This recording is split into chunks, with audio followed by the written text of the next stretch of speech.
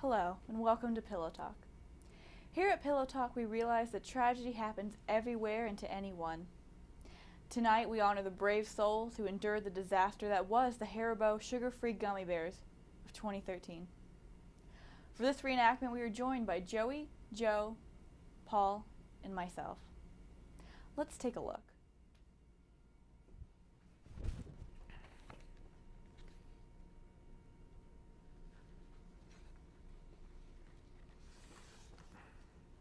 These bears are bad.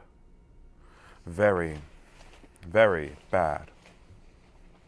I doubted the authenticity of the majority of these reviews, so I took it upon myself as a man of science, fueled by curiosity, to see for myself how bad these things really were. It's been 15 agonizing hours since the first gummy bear entered my body, and I'm typing this from a toilet.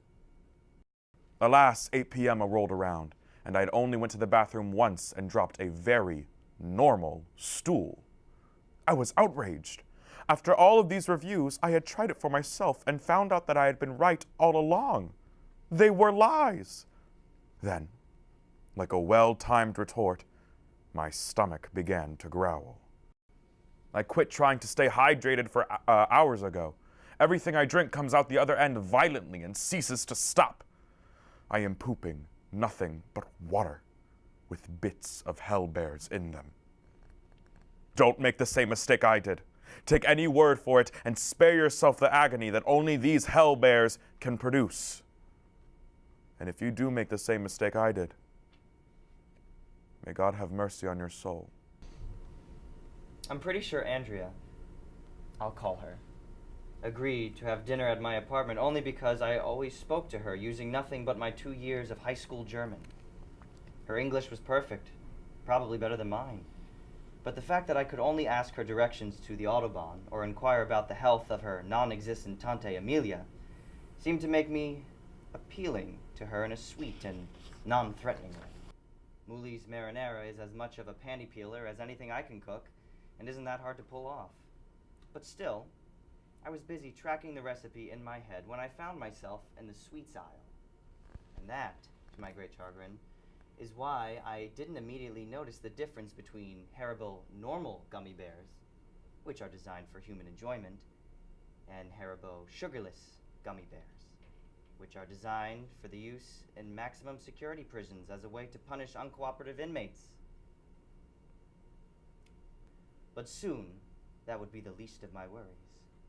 In the middle of trying to ask Andrea if she likes to dance to young people's music, I felt a flutter in my midsection, accompanied by a guttural pronouncement so loud it threatened to drown out my own voice. I was already calculating the number of steps to the bathroom, speculating on whether I would have time to lift the lid of the toilet, when my own voice cried out loudly in my head, "She is going to hear everything." I must have looked like a madman as I booted up my iTunes playlist, plugged in the gigantic new headphones I had just bought to keep me looking young and hip, and clamped them down over her ears. The sweat forming on my brow and upper lip couldn't have helped. In response to her nervous expression, I kept shouting, "You'll love this! You'll love this!" I spun her around so that she was looking out the window. My plan was that she'd be so distracted by the modest fourth-floor view that it would allow me to pull my pants off while I sprinted down the hall. I realized that I had more than Andrea's sense of sound to worry about. Were she to even get the faintest whiff of the weapons-grade sluice that my anus was angrily shouting into the porcelain, I would have to change my name and move to another city. And so I flushed, and flushed, and flushed, and flushed, and then I flushed and nothing happened. I have never looked down into a broken toilet with more horror in my entire life. And I once stopped up George Clooney's crapper. But that's a story for another time. I reached for the plunger, but my hand froze and my heart seized when I saw it on the floor, broken in two, and covered in what looked like teeth marks. Apparently, I had used the wooden handle to keep from biting my tongue off and had chewed clean through it. When did that happen? It seems my mind had already started the process of repressing the entire event. My first few steps back toward the living room were tentative, and not just because my sphincter felt raw and tattered.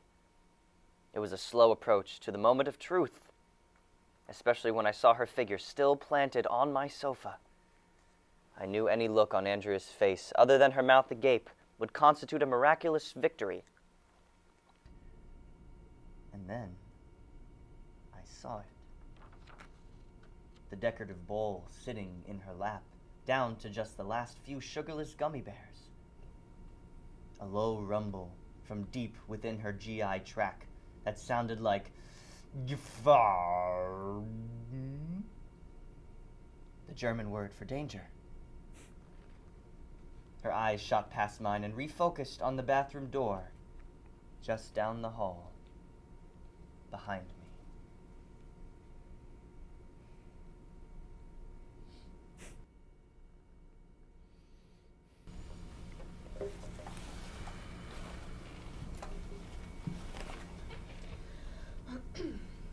I've been through childbirth. I've been through an inflamed gallbladder. I've thrown gallstones that became lodged in tiny ducts, causing searing pain and requiring an ambulance transport. I live with IBD. I've been awake for an endoscopy. Each of these experiences made me think, this is the worst pain I'll ever endure. Wrong. During a low-carb stint, I discovered sugar-free gummy bears. Score! I love gummy bears, and they were practically carb-free. I ripped the bag open and consumed the small bag. The whole entire bag on the drive home. An hour later, I was sweating, had stomach cramps, and felt gassy. No big deal, I thought. I must have eaten too fast. It'll pass. I have IBD. I sat down to watch some TV, hoping the Imodium would get ahead of the gummy bear attack. And when I say sat down, I mean I actually lay gently on my side, as sitting up was absolutely out of the question. I had to change out of my jeans thanks to the bloating. Down literally a millisecond before the fiery hot lava exploded from my poor, unsuspecting colon. With each burst from my insides, I emitted a cry far more desperate than the ones made during childbirth, saying, "Stop! Please stop!" out loud over and over again, to a God that just wasn't listening. After about 10 minutes, I realized if I sat on the seat any longer, I'd likely prolapse my colon through my now loosened anus. So I flushed. Then I flushed again. Then I wiped. Then I wiped with wet toilet paper. Then I patted it dry and flushed again. I washed my hands and face, replaced the eyeliner I'd cried off. I went to sit back down again. It was over. Then sat on that toilet for yet another purge. How much was in there? I finally managed to get in the shower and curled up on the floor of it to cry. This went on for the rest of that day, and all through that night, and well into the evening of the following day. Thank you, Haribo Gummy Bears. Your gummy bear cleanse produced the quickest 9 pounds I've ever lost.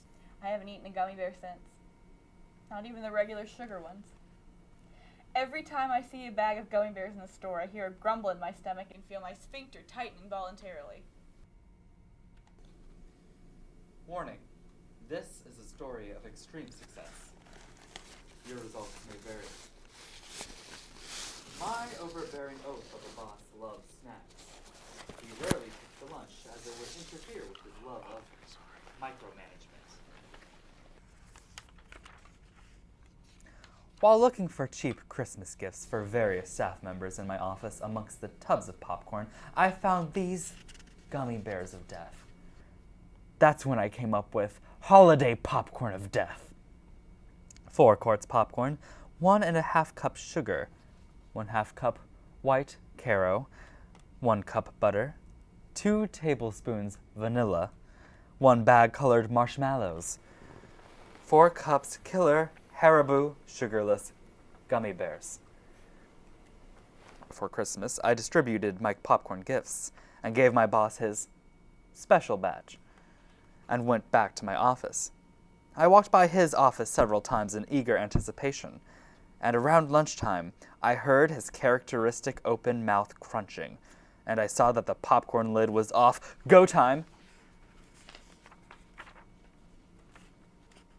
After the last employee left for lunch, I placed an out-of-order sign on the executive washroom near my office and waited for the magic to happen.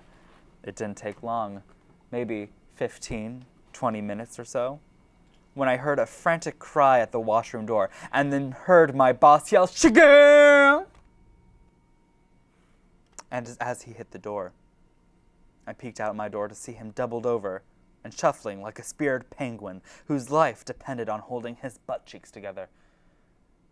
After years of smirking after using the executive washroom, I thought to myself, "Who's laughing now, bitch?"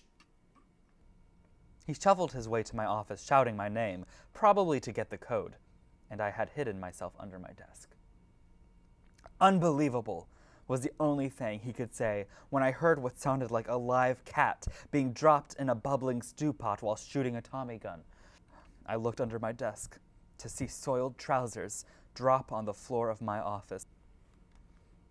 A half hour later, I was back to a scene of police cars and paramedics.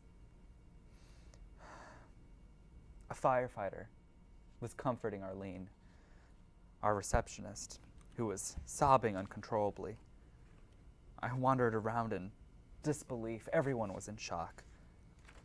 I wasn't sure if I had killed my boss by destroying his insides with the power combo of roughage and intestine liquefying gummies. He would be in quarantine for no less than 45 days. They need to remediate. And they need to remediate the office or possibly burn the building to the ground. Everyone in the office received 3 months off with pay, and the company was forced to settle with us in an amount that was about 10 times my normal bonus. They did find out that my boss did not have bird flu, but the higher-ups fired him anyway for painting the office with his innards. By the time they let us back in, the offices were completely remodeled. And I received a lateral promotion, which didn't increase my pay by any, but I finally got the keys to the executive washroom. Thank you, Haribo.